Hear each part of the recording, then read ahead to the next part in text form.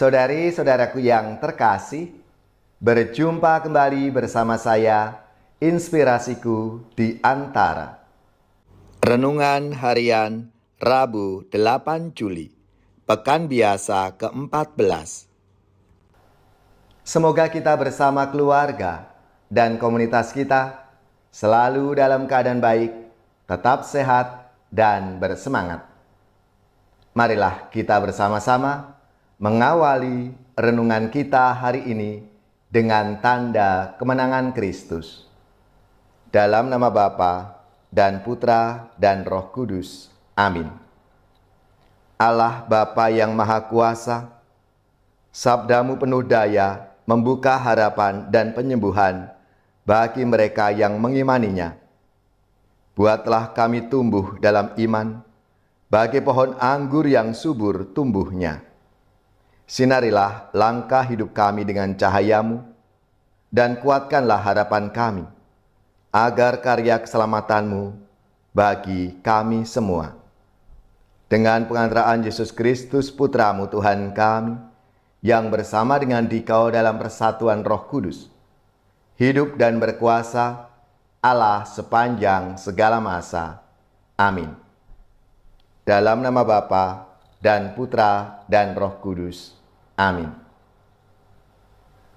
Inspirasi kita hari ini dari Injil Suci menurut Matius bab 10 ayat 1 sampai 7.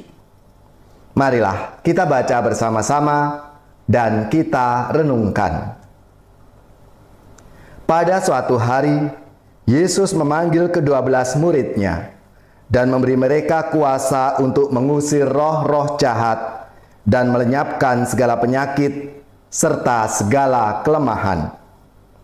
Inilah nama ke-12 rasul itu.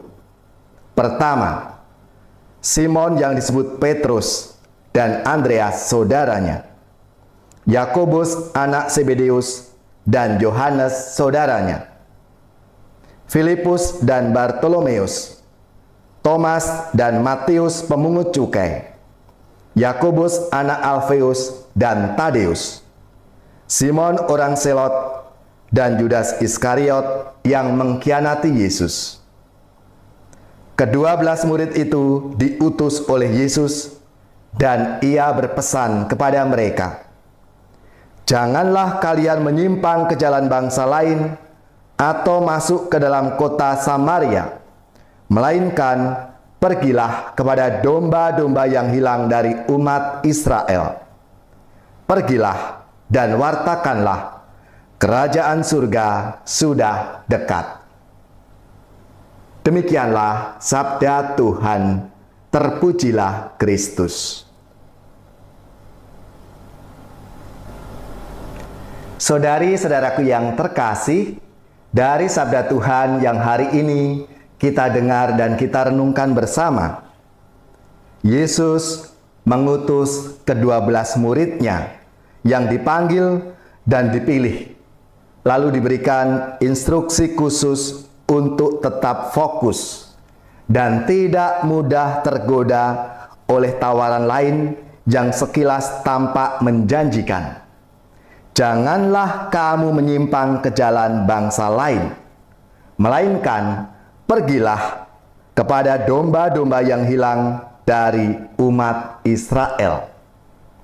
Saudari-saudaraku yang terkasih, hal ini ditegaskan oleh Yesus kepada para muridnya yang telah dibekali dengan pelbagai kuasa, baik untuk mengusir roh-roh jahat maupun menyembuhkan segala penyakit.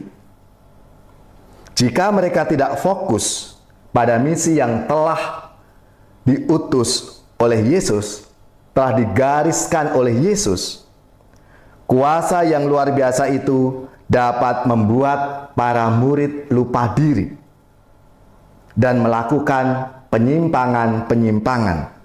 Misalnya saja, alih-alih menyapa umat yang membutuhkan, bisa jadi mereka hanya menyapa umat yang memuja mereka. Alih-alih mewartakan kasih dan kemuliaan Allah, bisa jadi mereka malah mewartakan kehebatan dan kemegahan diri mereka sendiri. Saudari-saudaraku yang terkasih, tentunya hal-hal itulah yang diberikan pesan Yesus kepada para muridnya, supaya para murid itu tidak lupa akan tugas perutusan yang utama, yaitu mewartakan kerajaan Allah yang sudah dekat. Pergilah kepada domba-domba yang hilang dari umat Israel. Pergilah dan wartakanlah, beritakanlah bahwa kerajaan surga sudah dekat.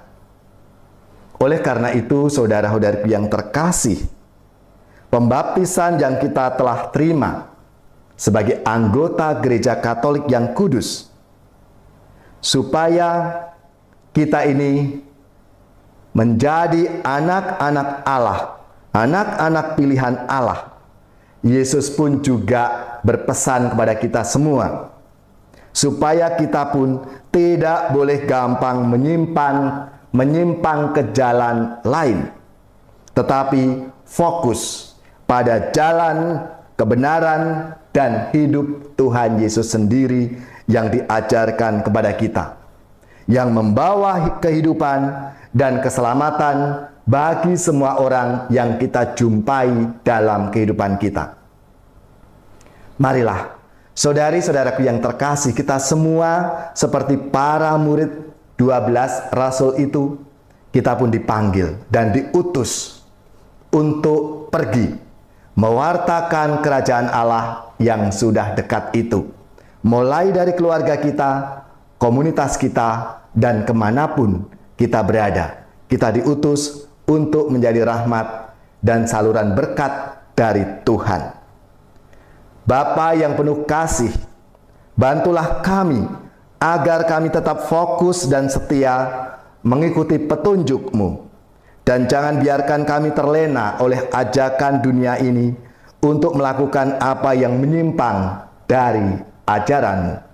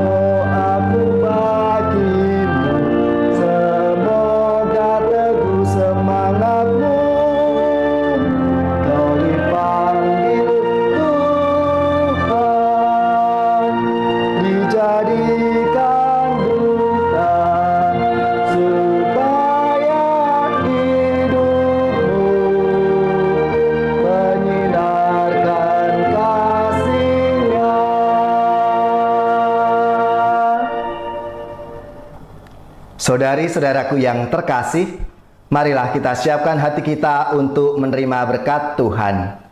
Semoga saudari-saudara sekalian, keluarga-keluarga, komunitas kita, orang-orang yang kita doakan, mereka yang sakit, yang menderita, seluruh tugas, belajar, pekerjaan, usaha, serta karya pelayanan kita, dibimbing, dilindungi dan diberkati oleh Allah yang Maha Kuasa, Bapa dan Putra dan Roh Kudus. Amin.